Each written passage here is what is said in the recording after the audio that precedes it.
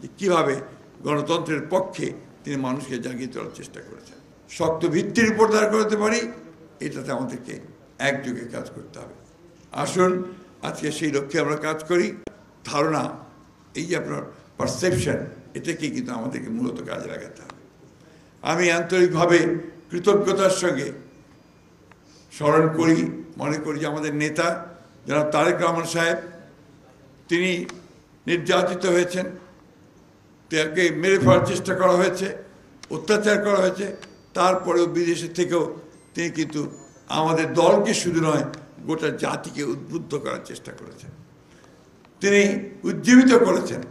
এবং তার বক্তব্য আপনারা কিছুক্ষণ আগে দেখেছেন যে কীভাবে গণতন্ত্রের পক্ষে তিনি মানুষকে জাগিয়ে তোলার চেষ্টা করেছেন।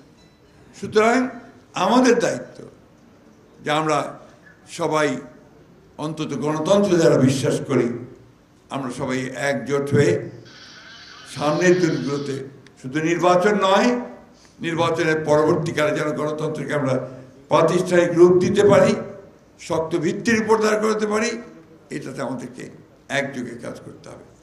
আসুন আজকে সেই লক্ষ্যে আমরা কাজ করি। সবশেষে আমি আবারও বাবুল তালুকদার এবং ডক্টর মঈন খান এবং রাগিব সাহেবকে আন্তরিক ধন্যবাদ, কৃতজ্ঞতা জানাচ্ছি।